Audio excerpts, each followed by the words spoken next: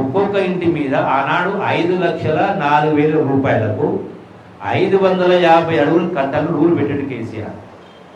ఇట్లా ఎవ్వరు రాకపోయేసరికి మేము చెప్పినాం ముఖ్యమంత్రి ఆనాడు కేసీఆర్, మీరు ₹1,00,000 పెంచడమే పెంచండి, లేదా 550 అడుగులు 450 అడుగులు తక్కువ దించండి.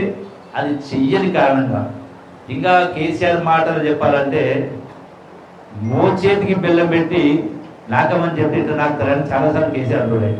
అది వీళ్ళు మంజూరు వచ్చి ఒకటి ముందుకు పోలే, ఒకటి కూడా ముందుకు పోలే, నిర్ణయం తీసుకునే కారణంగా అంటే ఆశ పెట్టి కావాలని వీళ్ళ కారణంగా జరగలేదు. అందుకే ఈనాడు ఈ ప్రభుత్వం ఇన్ని అప్పులు ఉన్నా కూడా రాష్ట్రంలో 20,000 కోట్ల రూపాయలతో మళ్ళీ 4,50,000 ఇండ్లు మంజూరు జరిగింది.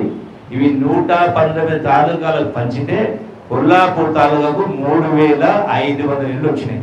ఈ 3,500లో ఇప్పటికే 3,117 మందిని లబ్ధిదారులు సెలెక్ట్ చేయడం జరిగింది. వాటికి 155,85,00,000 రూపాయలు. కొందరు మొదలు పెట్టిండ్రు, కొందరు మొదలు పెట్టాలి. గత ప్రభుత్వం ఇచ్చిన ఏ ఒక్క స్కీమును కూడా ఎత్తివేయకుండా ఇన్ని అప్పులు ఉన్నా కూడా ఒకవైపున ఇందిరమ్మ ఇళ్ళు, ఒకవైపున సన్న వడ్లు 500 బోనసు, ఒకవైపున సన్న బియ్యం రేషన్ కార్డుల ద్వారా, ఆర్టీసీ మహిళలకు ఫ్రీగా బస్సు, అట్లాగే 200 యూనిట్ల కరెంటు ఆర్టీసీ బస్సులు కొనివ్వడం జరిగింది. సోలార్ పవర్ ఉత్పత్తి చేసి ఇస్తూ మహిళా సంఘాలకు కొన్ని ఇవ్వడం జరిగింది. ఇట్లా రకరకాలు ఇవన్నీ చేస్తూ ఉన్నాం.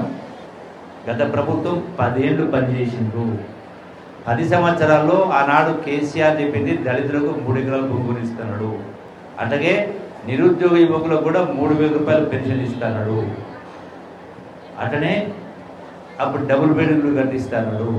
ఇట్లా 10 ఏళ్ళు పరిపాలన చేసి 8 లక్షల కోట్ల అప్పైనా కూడా 10 ఏళ్ల కింద చెప్పినా చేయలేదు. కానీ ఈ ప్రభుత్వం వచ్చి 2.5 సంవత్సరాలు అయింది.